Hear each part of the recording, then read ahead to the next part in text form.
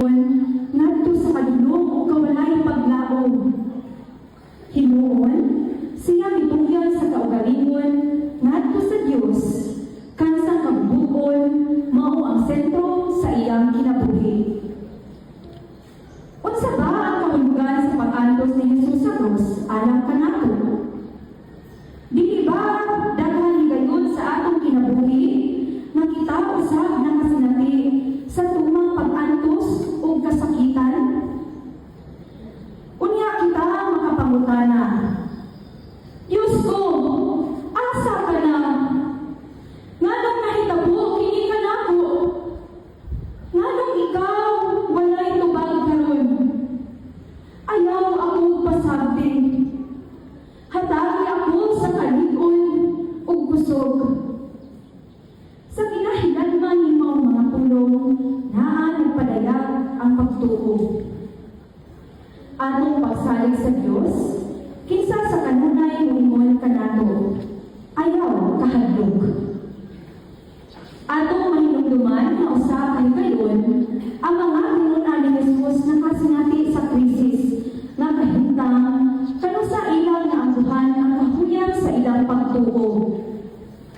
Usa ka adlaw ni ana, misakay si Jesus sa sakayan uban sa iyang mga tinunan ug miingon siya kanila, manabog kita sa dalan. Busa, migikan sila. Samtang nagawin sila, natulog si Jesus. Unya, mihunos ang usa ka damong subasko ug nasapwan ang sakayan. Ug namilikro sila pag-ayo. Unya, nanuol kang Jesus ang mga tinunan ug gipukaw siya ug giingnan, magtutulog! Magtutulog! Hapit na kita malunod! Nibangon si Jesus, ipagugong niya ang hangin na nagpumasi ng mga balon. Minurang kini o mikanus ang dakong kalinaw. O mingon siya sa iyang mga tinunan, hain na ba ang inyong pagsalig? Apan, natingala sila o nagisang o naginanay. Kinsa ba kining tawhanan? Gipahunong niya ang hangin o mga balon o mihunong sila. Lucas Kapitulo 8, versikulo 22 ngadto sa 25. Gikinahanglan nga masinati sa mga tinunan ang kusog nga hangin ug dakong mga balon aron ilang masabtan ang gahom ni Jesus.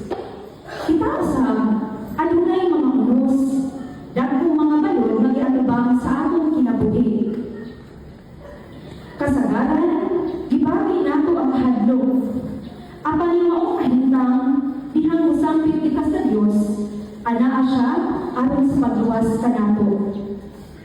Kay bisan wala nang kapahimulang ka nato sa gugma ni Jesus, siya kansang kasakitan, kamatayon ng pagkabanhaw, mao ang naghatag sa atong himpit na kaluwasan, kay sumala pa ni San Pablo.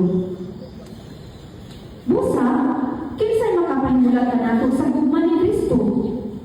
Ang kasamot pa, ang kalisdanan, ang mga paglutos, ang gutom, ang kakabos, ang katalagman, o ang kamatayon?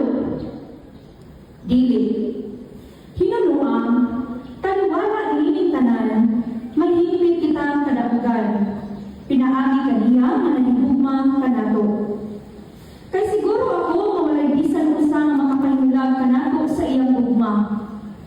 Bisan ang kamatayon, ni ang kinabuhi, ni ang mga anghel, ni ang mga langitong punuan o mga gaho, ni ang mga butang karon o sa mga umaabot na kapanahunan.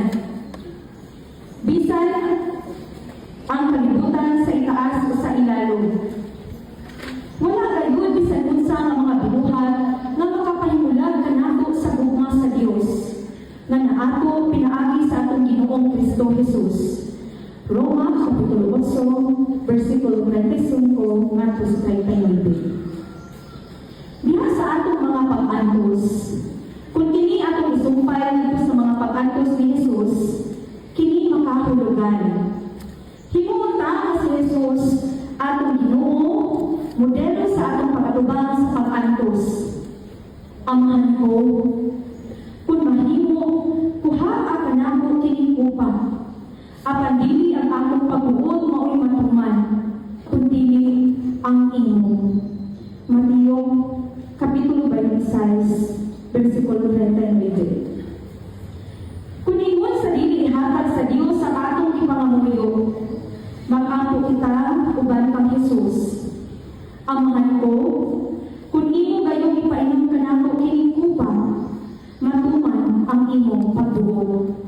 Mateo, Kapitulo 26, versikulo 42. Hinungtuman nato ang iyang isaan. Dili ko gayon kamubiyaan, ni taligdan. Hebreo, Kapitulo 13, versikulo 5. Iya gayon ihatag ka nato ang grasya sa pagdawat sa atong mga pag-antos.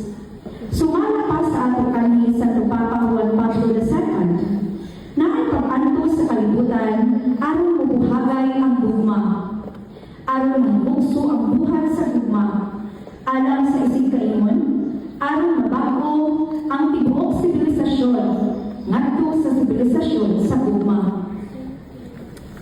Diha sa pagtugyan sa atong kaugalingon ngadto sa kabubuton sa Dios, manimuha kita nga maangko nato ang espirituhanong kaayuhan gikan sa atong mga pag-antos. Nasayon kita nga diha sa tanang butang pagbuhat ang Dios alang sa kaayuhan ni atong nalibog kanina ug sa ilang mga tinawag sumala sa ilang tuyo. Roma, Kapitulo 8, versikulo 28.